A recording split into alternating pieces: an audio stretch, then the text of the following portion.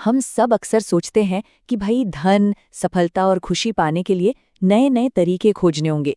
लेकिन क्या हो अगर ये सारे जवाब हमें हजारों साल पहले ही मिल चुके हों?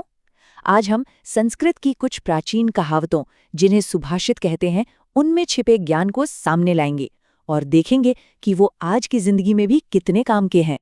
जरा एक पल के लिए सोचिए, अगर कोई पूछे कि इस धरती पर सबसे कीमती, सबसे अनमोल चीज क्या है, तो शायद दिमाग में सबसे पहले सोना, हीरा या कोई और महंगा पत्थर आएगा। ज्यादातर लोग तो यही सोचते हैं, पर जानते हैं, प्राचीन ज्ञान हमें एक बिल्कुल अलग, बल्कि यूं कहें कि हैरान करने वाला जवाब देता है। देखिए, यहाँ दो अलग अलग दुनियाएं दिख रही हैं। एक तरफ वो पत्थर हैं जिन्हें हम बेशकीमती मानते हैं, और दूसरी तरफ पानी, भोजन और अच्छा ज्ञान। प्राचीन ऋषियों का यही कहना था कि हमारी असली दौलत तो इन तीन चीजों में छिपी है, जिन्हें हम अक्सर बहुत मामूली समझकर नजरअंदाज कर देते हैं। तो अगले कुछ मिनटों में हम 5 बहुत जरूरी सबक सीखने वाले हैं। हम जानेंगे कि सच्चा धन आखिर है क्या, कैसे पूरी दुनिया को एक परिवार की तरह देखा जा सकता है, सफलता का असली मंत्र क्या है, विनम्रता में कितनी बड़ी शक्ति छिपी है, और आखिर में ये भी देखेंगे कि ज्ञान का सही इस्तेमाल कैसे होता है। तो चलिए शुरू करते हैं पहले सबक से। 3 सच्चे रत्न। ये एक ऐसा विचार है जो दौलत के बारे में हमारी पूरी सोच को ही बदल कर रख देता है। सवाल ये है कि हम जिसे मूल्यवान मानते हैं, क्या वो सच में उतना कीमती है? अब जरा ध्यान से इस संस्कृत श्लोक को सुनिए। हो सकता है इसका मतलब एकदम से समझ ना आए, पर इसकी आवाज में, इसके प्रवाह में ही एक गहरा सच छिपा हुआ है। तो इसका सार ये है, इस धरती पर असली रत्न, असली जवाहरात सिर्फ 3 हैं: पानी, भोजन और अच्छे वचन, यानी ज्ञान। इनके बिना तो जीवन चल ही नहीं सकता। वहीं दूसरी तरफ हीरे मोती, जिन्हें नासमझ लोग रत्न कहते फिरते हैं, वे असल में तो सिर्फ पत्थर के टुकड़े हैं। ये हमारी प्राथमिकताओं पर एक बहुत बड़ा सवाल खड़ा करता है ना? अब आते हैं दूसरे सबक पर। दुनिया एक परिवार है। जब हम अपनी सोच को मेरे धन से हटाकर हम सबके होने पर ले आते हैं, तो नजरिया ही बदल जाता है। ये विचार हमें सिखाता है कि हम सब एक दूसरे से कितने गहरे जुड़े हुए हैं। ये एक और बहुत ही शक्तिशाली श्लोक है, और इसे तो शायद कई लोगों ने पहले भी सुना होगा। ये हमें 2 तरह की सोच के बीच का फर्क बताता है।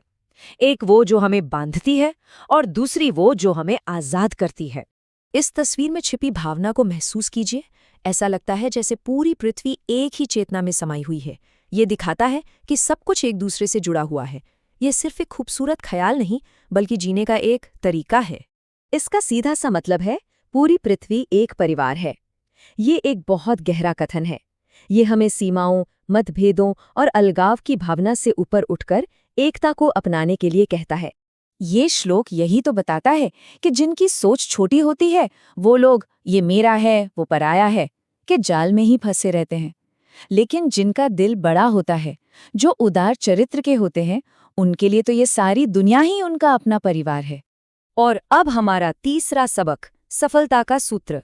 देखिए, दुनिया को एक परिवार मानना बहुत अच्छी बात है, पर अपनी जिंदगी में आगे बढ़ने के लिए क्या चाहिए, ये सुभाषित हमें बताता है कि सिर्फ सोचते रहने से मंजिल नहीं मिलती।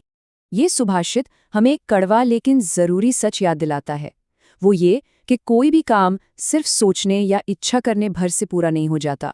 सफलता हमेशा मेहनत और कोशिश मांगती है। ये मिसाल कितनी सटीक है। सोचिए, जंगल का राजा होने के बाद भी शेर को अपना पेट भरने के लिए शिकार करना ही पड़ता है। कोई हिरण खुद चलकर उसके मुंह में नहीं आ जाता। ठीक इसी तरह हमें भी सफलता पाने के लिए प्रयास तो करना ही होगा। और इसी से जुड़ा ज्ञान हमें सफलता के 6 गुण बताता है। प्रयास यानी मेहनत, साहस यानी हिम्मत, धैर्य यानी सब्र, बुद्धि यानी समझदारी, शक्ति यानी ताकत, और पराक्रम यानी बहादुरी। कहते हैं कि जिनमें ये 6 गुण होते हैं, देवता भी उनकी मदद करते हैं। मतलब किस्मत भी बहादुर और मेहनती लोगों का ही साथ देती है। चौथा सबक, विनम्रता की शक्ति। अभी हमने शक्ति और पराक्रम की बात की, लेकिन सच्ची ताकत आखिर आती कहाँ से है? ये सुभाषित सिखाता है कि असली शक्ति और ज्ञान तो विनम्र होने और बड़ों का सम्मान करने से मिलता है। ये श्लोक उन 4 अनमोल तोहफों के बारे में बताता है जो उस इंसान को मिलते हैं जो विनम्र है और हमेशा बड़ों की सेवा और सम्मान करता है। तो क्या है ये 4 आशीर्वाद? तो जो लोग विनम्रता से बड़ों का आदर करते हैं, उनकी सेवा करते हैं, उन्हें 4 चीजें अपने आप मिलती हैं: लंबी उम्र, सच्चा ज्ञान, समाज में यश यानी अच्छी इज्जत और शारीरिक बल। ये सम्मान देने के बदले में मिलने वाला एक कुदरती आशीर्वाद है। और अब हमारा 5वां और आखिरी सबक, व्यवहार में ज्ञान। देखिए, ज्ञान हासिल कर लेना एक बात है, लेकिन उसका सही इस्तेमाल करना, उसे काम में लाना बिल्कुल दूसरी। ये हिस्सा हमें यही सिखाता है कि ज्ञान को व्यवहार में लाने की क्या कीमत है। ये एक बहुत ही भावनात्मक और शक्तिशाली कहावत है। ये हमें याद दिलाती है कि हमारी माँ और हमारी मातृभूमि, इन दोनों का स्थान स्वर्ग से भी कहीं ऊंचा है। ये हमें अपनी जड़ों का, अपनी शुरुआत का सम्मान करना सिखाती है। और ये आखिरी विचार ज्ञान के सही इस्तेमाल पर है। जो ज्ञान सिर्फ किताबों में बंद है या जो धन किसी और के हाथ में रखा है, वो दोनों ही जरूरत पड़ने पर हमारे किसी काम नहीं आते। ज्ञान तभी कीमती है जब वो हमारे दिमाग में हो और हम उसे सही समय पर इस्तेमाल कर सकें। तो ये प्राचीन विचार सिर्फ कोई पुरानी बातें नहीं हैं, ये वो सबक हैं जो समय से परे हैं। ये पीढ़ी दर पीढ़ी हमें एक बेहतर और सार्थक जीवन जीने की राह दिखाते आए हैं। ये एक ऐसी विरासत है जो आज भी जिंदा है और हमेशा रहेगी। तो अंत में एक सवाल सबके लिए है। अगर असली दौलत पानी, भोजन और ज्ञान ही है, तो हम सब अपनी सच्ची संपत्ति में कितना निवेश कर रहे हैं? हम इसे कैसे बढ़ा रहे हैं और कैसे इसे सहेज कर रख रहे हैं?